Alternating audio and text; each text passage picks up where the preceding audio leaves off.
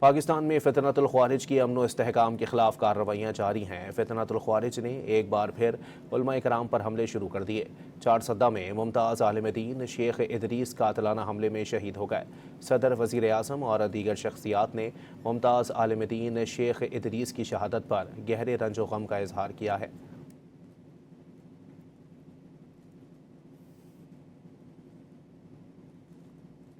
علماء کرام ایک بار پھر فتنہ الخوارج کی دہشت گردی کے نشانے پر آ گئے۔ چارسدہ کے علاقے اتمان زئی میں خوارج نے جیت عالم دین اور JUI کے رہنما شیخ محمد ادریس کو فائرنگ کر کے شہید کر دیا۔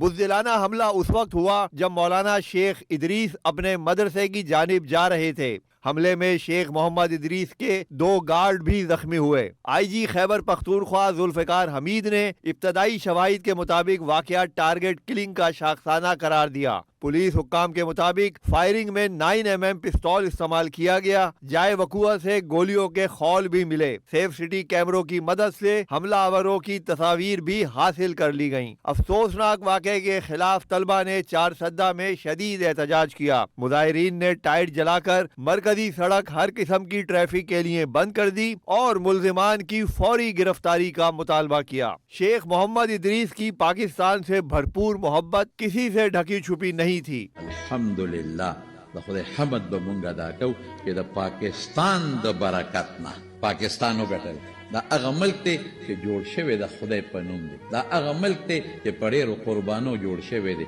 نو د پاکستان زه به پاکې خبرې کوم د موجوده حکومت او بالخصوص زمون فیلڈ مارشل صاحب چې کوم دی حافظ صاحب۔ صدر مملکت آصف علی زرداری نے واقعے کی شدید مذمت کی، باور کرایا کہ بزدلانہ اقدامات سے قوم کے حوصلے پست نہیں کیے جا سکتے۔ وزیر اعظم شہباز شریف نے بھی واقعے پر گہرے دکھ کا اظہار کرتے ہوئے لواحقین سے دلی ہمدردی اور تعزیت کا اظہار کیا۔ وزیر اعلیٰ خیبر پختونخوا سہیل آفریدی، وزیر اعلیٰ سندھ سید مراد علی شاہ اور وزیر اعلیٰ پنجاب مریم نواز سمیت دیگر سیاسی شخصیات نے بھی واقعے پر اپنے گہرے دکھ اور افسوس کا اظہار کیا۔